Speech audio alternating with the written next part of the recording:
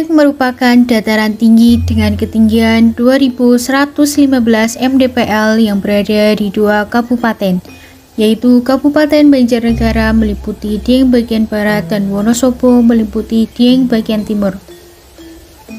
Dataran tinggi ini cenderung memiliki struktur tanah yang subur, sehingga banyak dari masyarakatnya yang bermata pencarian sebagai petani, khususnya komoditi karika dan kentang. Morfologi wilayahnya yang berbukit-bukit juga mempengaruhi persebaran wilayah penduduk yang terpusat dan menyebar, mengikuti lahan yang aman serta dekat dengan air. Di samping itu, tempat ini menjadi wilayah yang strategis untuk dijadikan tempat ibadah bagi umat Hindu. Sebab semakin tinggi tempatnya, maka semakin dekat dengan Sang Pencipta. Salah satunya adalah Candi Bima. Candi Bima merupakan salah satu candi yang berada di dataran tinggi Dieng. Letak candi ini terpisah dan berdiri sendiri, tepatnya berada di Jalan Dieng nomor 37 Karangsari Dieng Kulon, Kecamatan Batur, Kabupaten Banjarnegara. Tepatnya berada di jalur utama menuju Kawah Sikidang dari arah Telaga Warna, Bukit Sikunir maupun dari arah Kompleks Candi Arjuna. Akses menuju lokasi terbilang mudah, sebab kondisi jalan yang sudah beraspal, hanya saja curam dan dibutuhkan kehati-hatian serta kondisi kendaraan yang baik.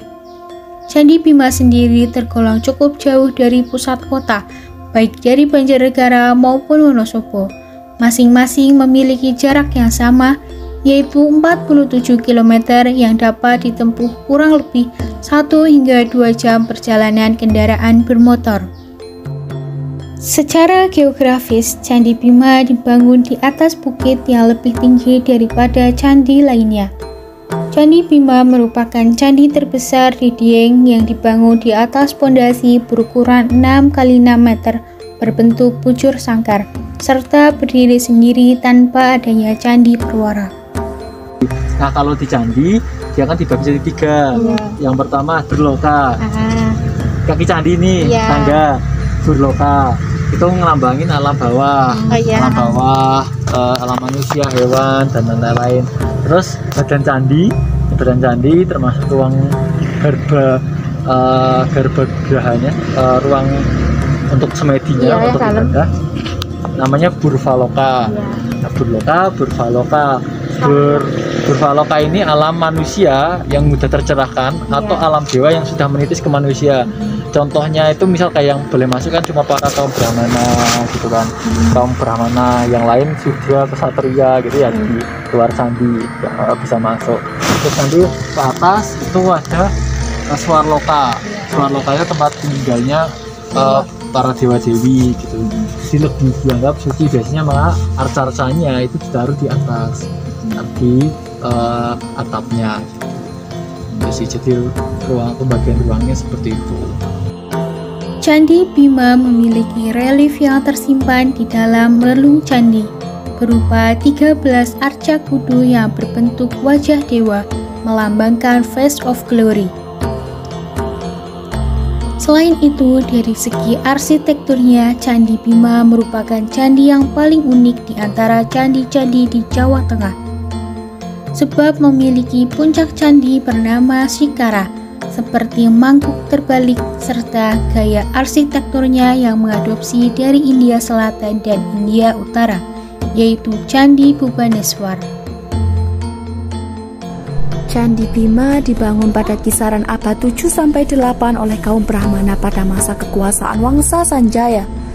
Candi Bima dan candi-candi yang ada di Dieng dibangun dengan tujuan sebagai tempat peribadatan dan pusat pendidikan, yaitu Dharamsala atau Universitas Jawa Kuno yang terletak di sekitar Candi Arjuna yang merupakan pusat pendidikan terbesar di Pulau Jawa.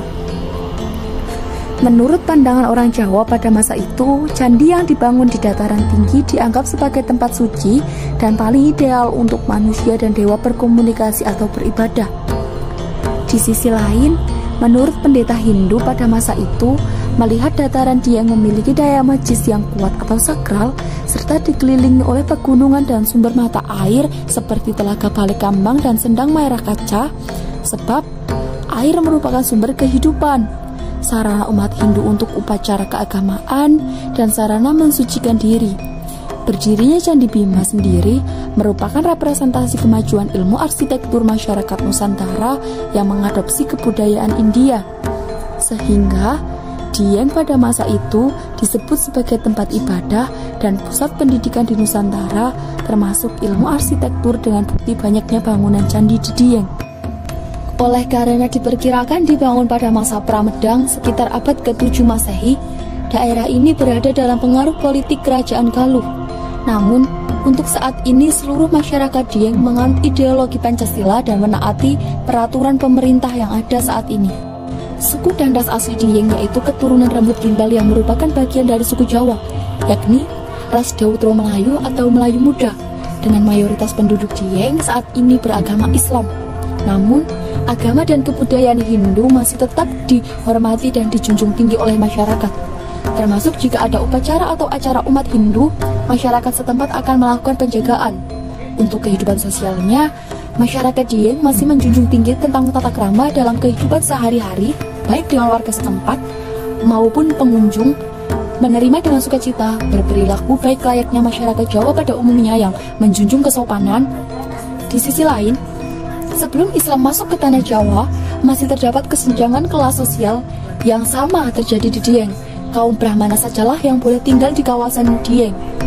Dulu zaman Hindu Buddha, waktu Dieng masih punya buat pusat pendidikan sama pusat keagamaan, khusus untuk pendidikan sama keagamaan. Jadi masyarakatnya nggak tinggal di sini, yang masyarakatnya tinggal di dataran yang lebih rendah. Bisa mungkin misal di Banjar, mungkin daerah Karangobar yang agak rendah, atau misal di Wonosobo daerah Kejajar yang agak rendah.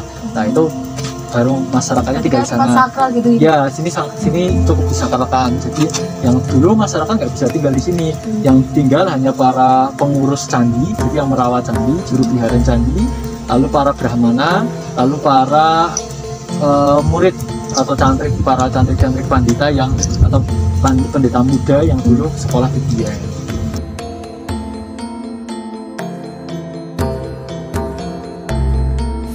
Dari segi perekonomian, mata pencaharian masyarakat Dieng sekitar Candi Bima yaitu mayoritas sebagai petani.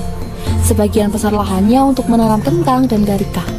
Karena daerah sekitar Candi Bima memiliki tanah yang subur, masyarakat sekitar Candi Bima memproduksi buah karika menjadi manisan karika khas Dieng. Selain itu, mereka juga memproduksi kentang menjadi keripik kentang dan olahan kentang lainnya yang dijual di pasaran.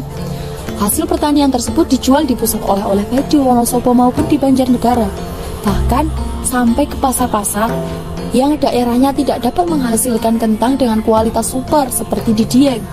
Selain dari bidang pertanian, sektor ekonomi juga terdorong dengan adanya pariwisata yang unggul seperti candi-candi, kawah, telaga, dan wisata sunrise Sikunir, ditambah dengan pendapatan dari penginapan serta pusat oleh-oleh yang dimiliki oleh masyarakat Candi Dieng.